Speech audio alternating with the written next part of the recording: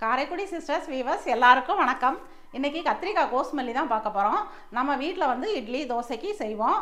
ஆனால் விசேஷ வீட்டிலலாம் இடியாப்பத்துக்கு இந்த கோஸ்மல்லி சமையல்காரவங்க செய்வாங்க. ரொம்ப நல்லாயிருக்கும். வாங்க அது எப்படி செய்யலாம்னு பார்க்கலாம்.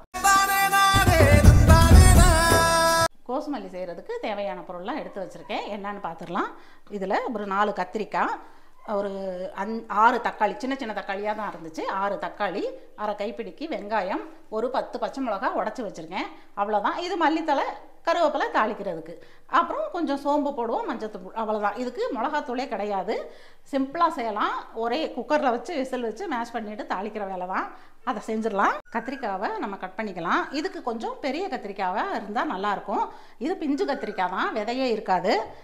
வாங்க அதை கட் பண்ணி, இந்த காம்பெல்லாம் நமக்கு தேவையில்லை, இதை எடுத்துடலாம். இந்த இதெல்லாம் தேவையில்லை.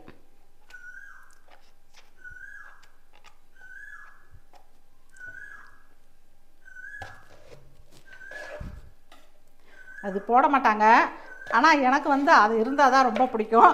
அதனால் கொஞ்சம் கொஞ்சம் விட்டுட்டு தான் நான் போடுவேன். இந்த மாதிரி கட் பண்ணிக்கலாம், சின்ன சின்ன பீஸாக.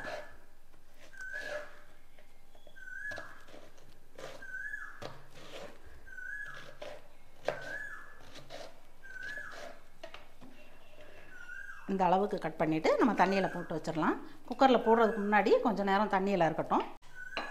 குக்கரை வச்சுட்டு இதில் தக்காளி,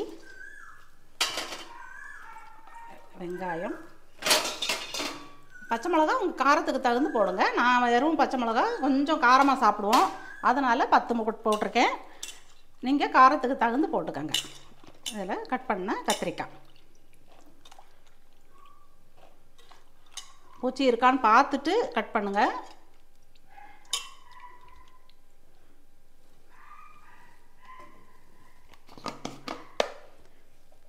இதில் ஒரு சின்ன ஸ்பூன், 1 ஸ்பூனுக்கு மஞ்சள் தூள்,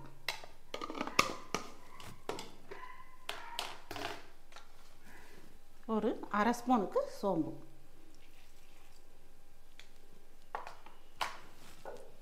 தேவையான அளவு தண்ணி கொஞ்சமாக பார்த்துட்டு அதுக்கப்புறம் தேவைப்பட்டால் நம்ம ஊற்றிக்கலாம். ரொம்ப தண்ணியாக போயிடக்கூடாது. போதும். நான் ஒரு அரை கப்பு ஊற்றிருக்கேன். இதுக்கு உப்பு, 1 டீஸ்பூன் அளவுக்கு உப்பு போடுறேன். தேவைப்படும் போது பார்த்துட்டு போட்டுக்கலாம். இப்போது குக்கரை மூடிட்டு நம்ம ஒரு 4 விசில் விட்டு எடுத்துடலாம். அதுக்கப்புறம் நம்ம மேஷ் பண்ணிவிட்டு தாளிச்சிட வேண்டியதான். ரொம்ப ஈஸியான டிஷ் தான், ஆனால் ரொம்ப டேஸ்டான டிஷ். ஆவியெல்லாம் இறங்கிருச்சு. ஓப்பன் பண்ணி பார்த்துடலாம். என்னப்பா கஷ்டமாக இருக்குது? ஐயோ, இரு வந்துருச்சு. இப்படி ஒரு போராட்டமா? காய் நல்லா வெந்துருச்சு. இதை லேசாக தண்ணியை இருத்துட்டு நம்ம இதை இது பண்ணி விட்டுடலாம், நசுக்கிடலாம். இங்கிலீஷ்லேயே பேசுகிறவங்களுக்கு நம்ம தமிழில் பேசுகிறது ஒரு மாதிரியாக தான் இருக்கும். ஐயோ, நல்லா மேஷ் பண்ணி விட்டுட்டு மத்து வச்சு கடைவேன். சரி, உங்களுக்காக இப்படி செஞ்சு காட்டுறேன்.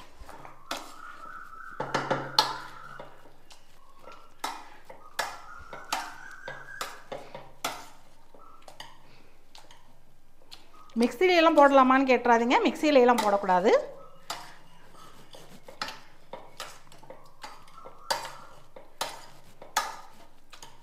இந்த அளவு கடைஞ்சா போதும். நல்லா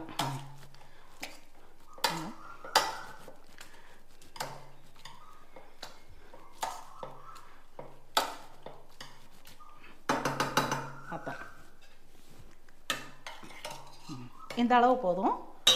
இப்போது இந்த தண்ணியை ஊற்றிக்கலாம். நம்ம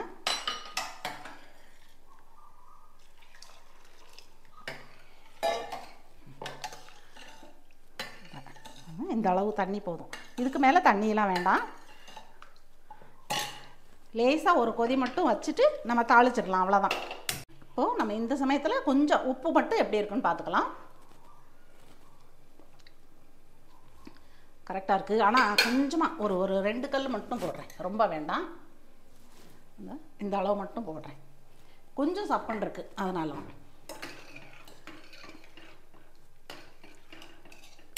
கொதி வந்துருச்சு. இறக்கிட்டு நம்ம தாளிச்சிடலாம். ஒரு ஸ்பூனுக்கு எண்ணெய் காஞ்சிருச்சு. இதில் ஒரு அரை ஸ்பூனுக்கு கடுகு போட்டுக்கிறேன்.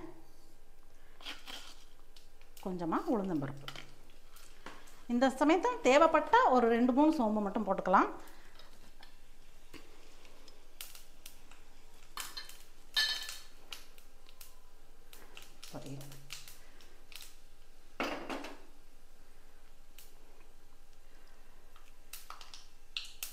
நான் 2 கொத்து கருவேப்பிலை போடுறேன்.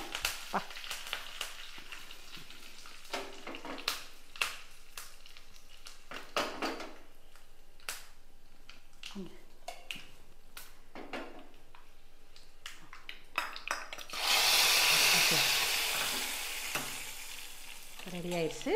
கொஞ்சம் மல்லித்தலையும் போட்டுக்கலாம்.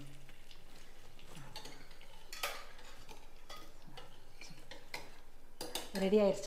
சுட சுட இட்லியும் ரெடி ஆயிடுச்சு. இப்போ நம்ம கத்திரிக்காய் கோஸ்மல்லி ஊற்றி சாப்பிட்டு பார்த்துருவோம் எப்படி இருக்குன்னு.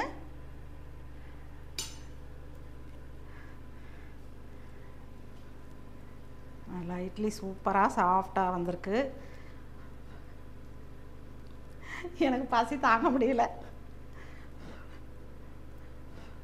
சுடுது. சூப்பராக இருக்குதுங்க, செம்ம டேஸ்ட்டாக இருக்குது. நீங்களும் உங்கள் வீட்டில் இதே மாதிரி ட்ரை பண்ணி பார்த்துட்டு எப்படி இருக்குன்னு சொல்லுங்கள். இந்த வீடியோ உங்களுக்கு பிடிச்சிருந்துச்சுன்னா லைக் பண்ணுங்கள், ஷேர் பண்ணுங்கள், சப்ஸ்கிரைப் பண்ணுங்கள். பக்கத்தில் இருக்கிற பெல்லை கிளிக் பண்ணிடுங்க. பாய்.